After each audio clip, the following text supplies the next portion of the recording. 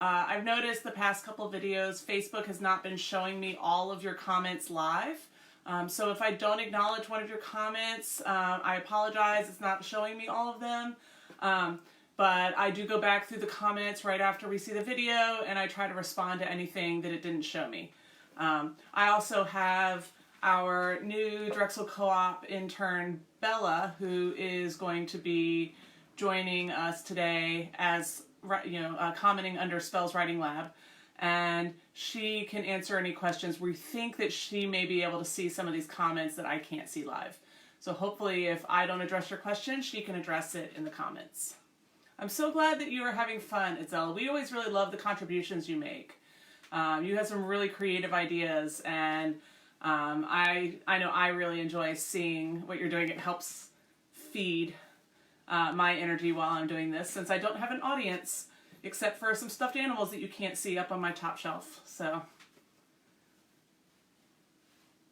welcome Tito Bobby. Good to see you on. I appreciate your support as well.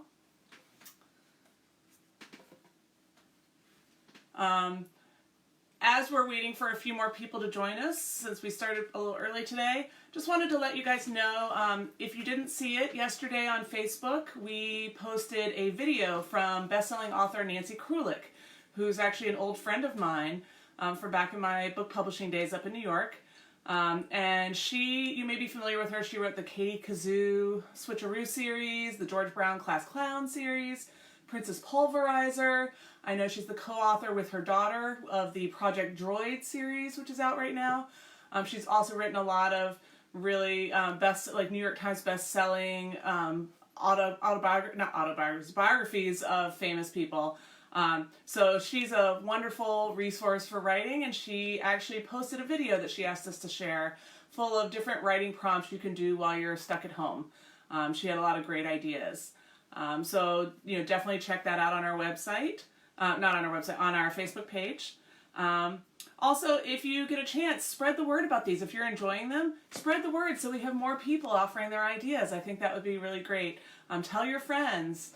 Ask them to spread the word. If you're in any Facebook groups that you think might benefit from this, definitely let them know.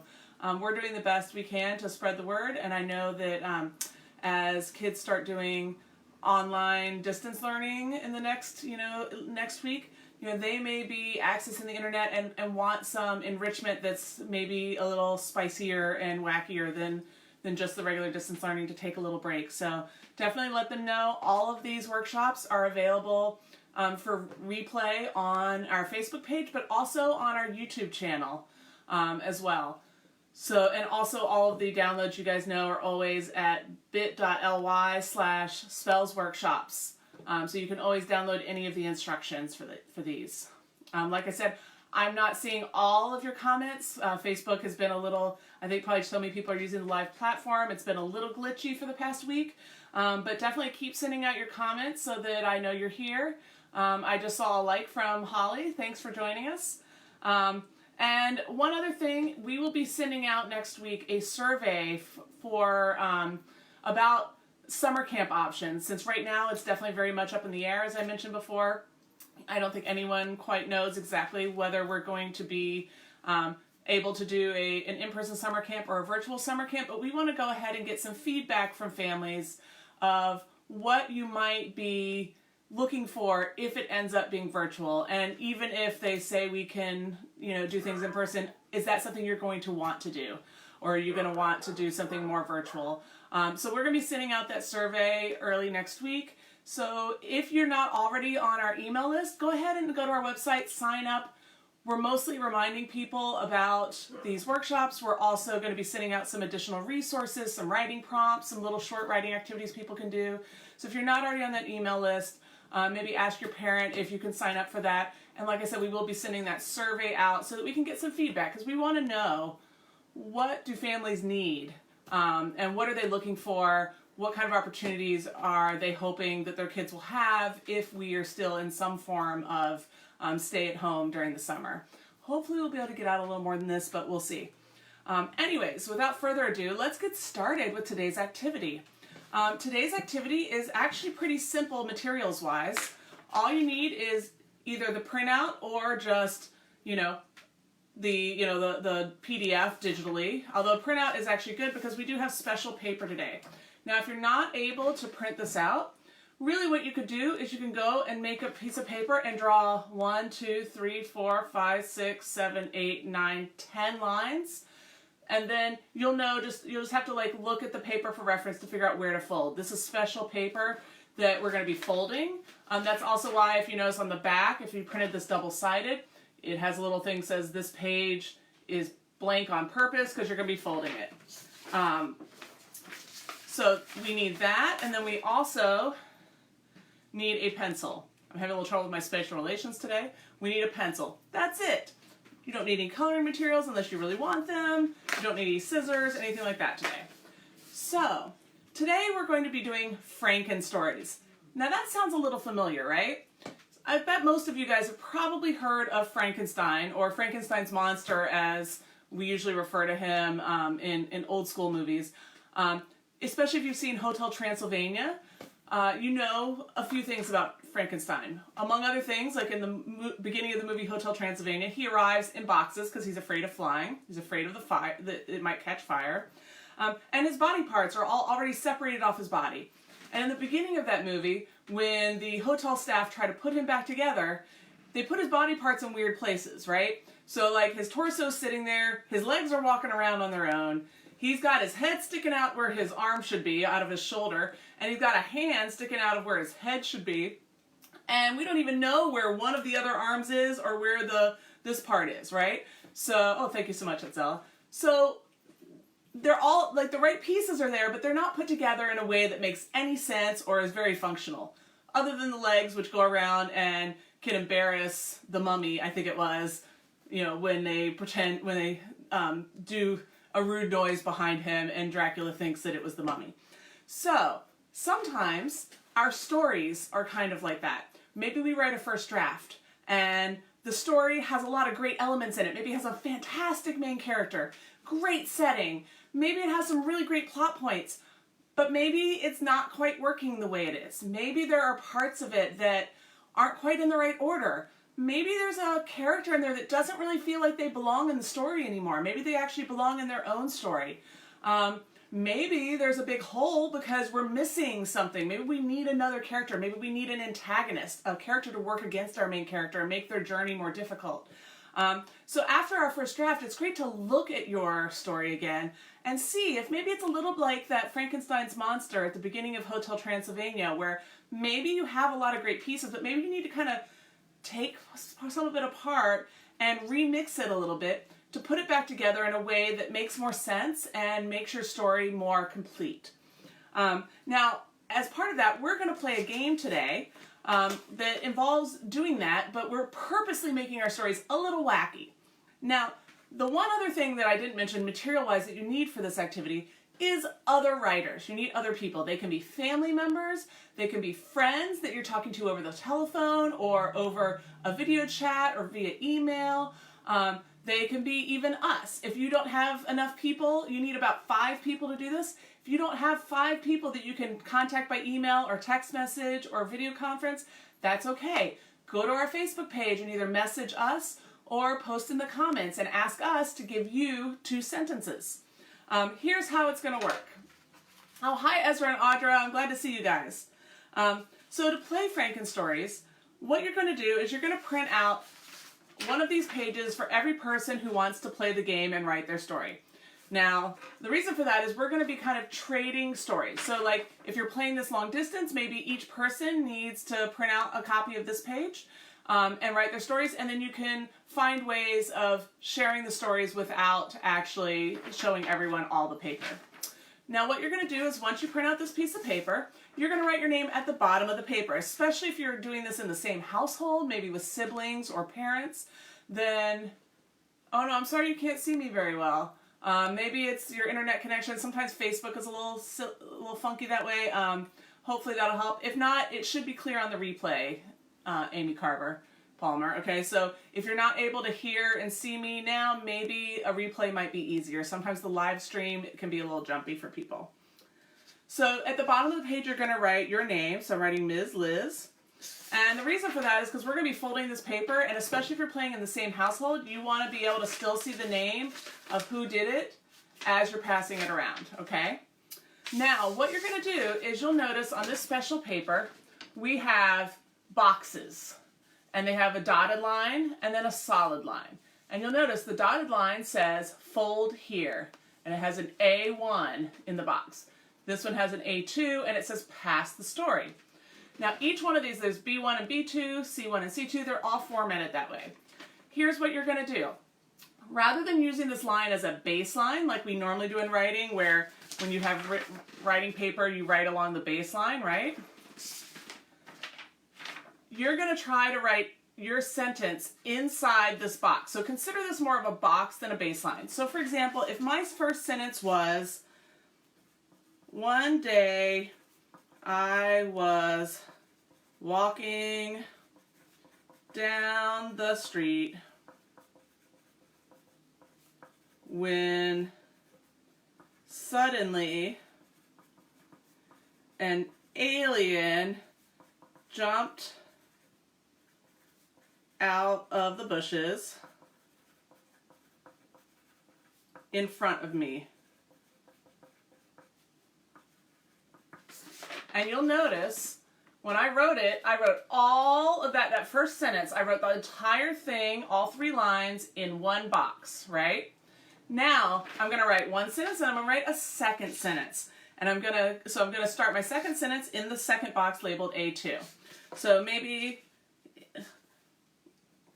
I'm going to write, ah, I screamed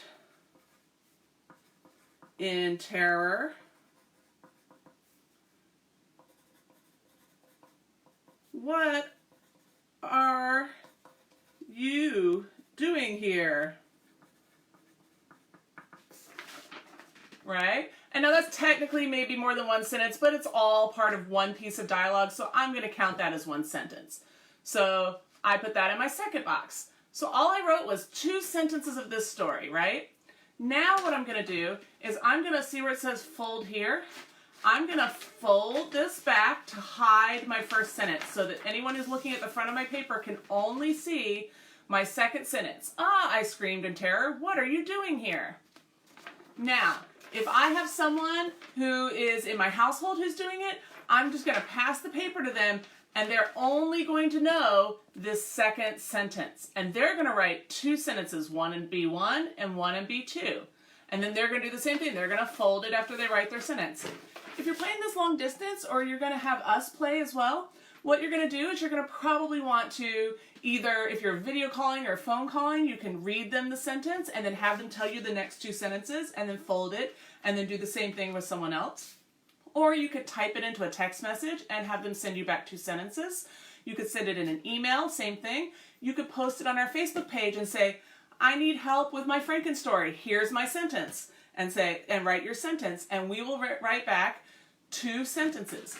Now remember, the only thing we have to go on is this second sentence. Now, does anyone know from this second sentence that I have an alien in my story? Probably not, right? So the story is going to end up going in a totally different direction. The second person might do something like, let's say we say, ah, I screamed in terror. What are you doing here? Maybe they think it's a ghost, right? So then their second sentence might be something like, I ran through the haunted house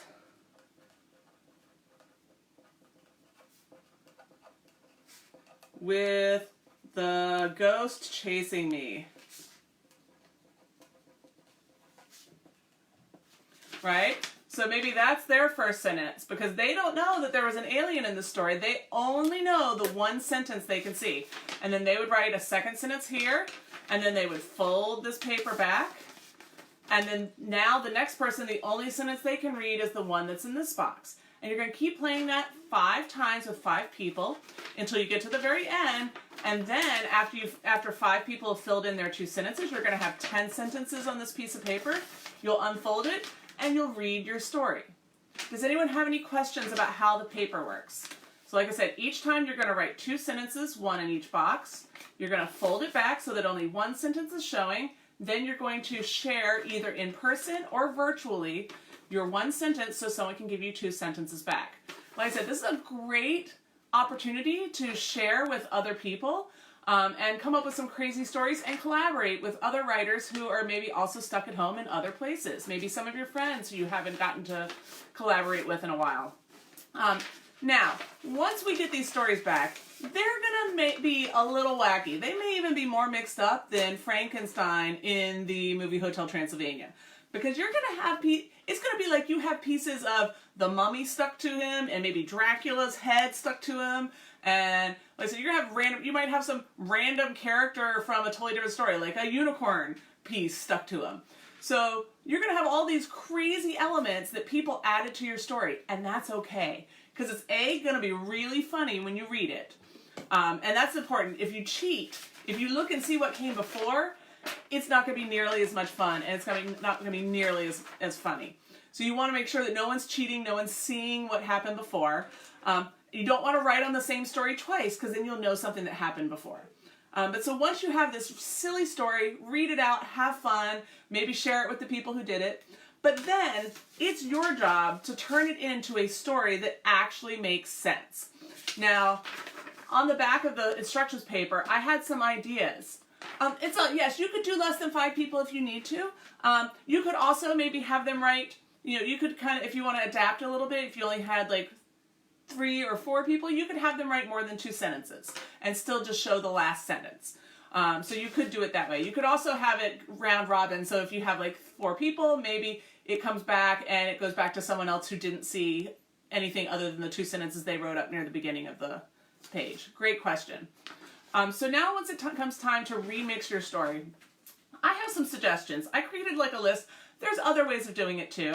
A few things I suggested was maybe look at your story, and it's going to be pretty wacky. It's not going to make any sense, but maybe go through and circle some ideas that you like. Like maybe you didn't think about having a ghost, but maybe you decided, hey, I like that idea of a haunted house.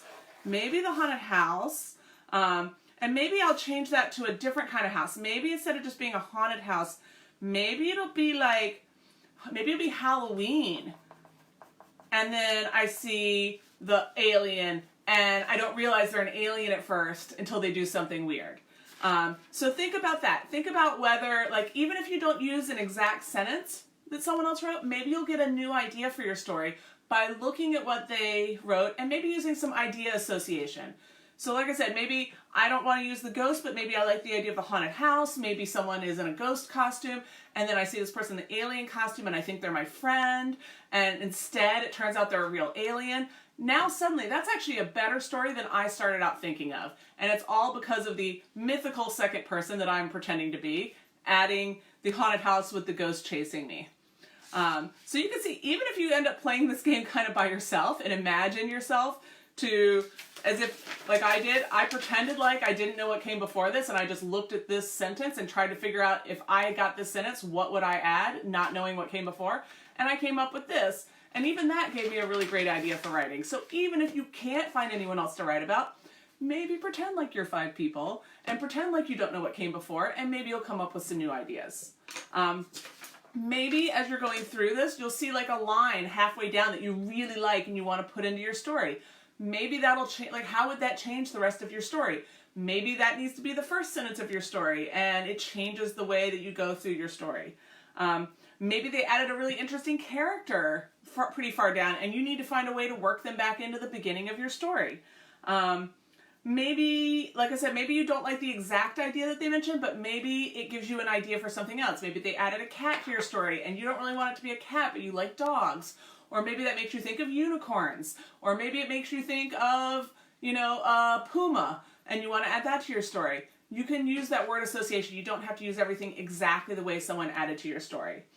Or maybe there's like a line you like and it just doesn't make sense in your story, and you just want to find a way to adapt your story to make it work. The idea is that this story is going to be a little different than the story you started out thinking you were going to tell, and that's a good thing. It's meant to give you it's basically a game that's meant to give you kind of some new inspiration, maybe take your story in some new directions. Then after you finish writing your story, we would love to see it. either the silly version that you did with your friends. I always love reading those because we get some really wacky ideas on there. But also after you write your story, and we just provide you a front and back because different people write different lengths, but you can start writing your story. The one thing I don't want you to do is to just write down every single sentence exactly the way people added to it. I want you to make it your own, right? Even if your story ended up making sense, it still is not going to sound like it came from your voice, the way you write. So you're going to want to make some changes to it. You're probably going to want to add more detail because it's really plot, plot, plot, plot, plot, right? Action, action, action, action, action. So you're going to want to sit there and add some more descriptions, maybe add some details about the setting, maybe give your characters more personality to let us understand who they are so that they're not just a name. So you're going to want to add to it even if your story ends up making sense, although most of the time they don't really. Yes, you should totally add things. That is a fantastic question, Itzella. Yes. In fact, a lot of times what I find is that not only do you need to add stuff here, but maybe this ends up just being the beginning of your story. And after you make some changes to the ideas here, you get to a point where your story's not finished and you may need to add a significant portion to keep your story going. So definitely you can add things. Again, like always, there aren't a lot of rules here. This is really meant to be kind of a fun game that you can play with your friends and also way of kind of getting new inspiration in your writing and hopefully writing something that you wouldn't have written without playing this game. Any other questions? And like I said, if you can't find enough people to play with you, we would love to play with you. In fact, if you need more than one person, you can send us a message and tell us how many people you need to play. And there's me, there's Bella, and there's also Andrew. All three of us are working here, and we can do it so that other people don't, the rest of us don't know what came before, and we can add to your story that way to give you more people to do all in one fell swoop. You can just send us a Facebook message on our page, and we'll do that. I don't know who's playing around with their emoticons, but I hope you're not actually angry about this. I see some sad faces and some angry faces. I'm assuming someone's just goofing around.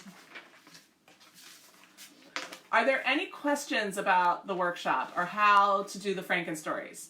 This is actually one that we do as a warm-up activity when we go into classrooms in Philadelphia.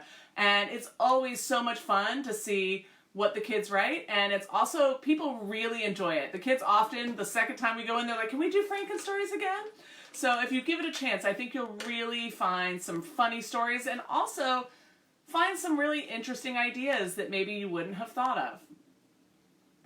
Now, as always, if you're able to post something that you wrote, we would love to see it on our Facebook page. You can also send it as a message if you prefer not to make it public.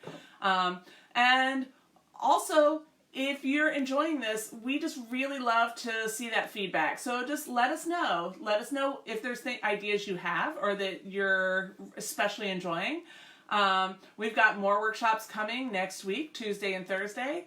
And next week we may actually be doing some workshops. That was supposed to be the Philadelphia Science Festival week, when we were going to be doing workshops both at the Science Carnival and also at some after-school library programs. So we may be doing some science-themed workshops similar to the ones that we were going to be doing for the science fair. So that, oh, thank you so much, Itzella. That makes me feel good. So keep an eye out for that, especially if you like science. But don't worry, there's also creative writing involved with that. We do kind of STEAM programming for the science fair where we involve creative writing with actual science. So keep an eye out for those, and we'll see you on Tuesday at 11, and have a great weekend.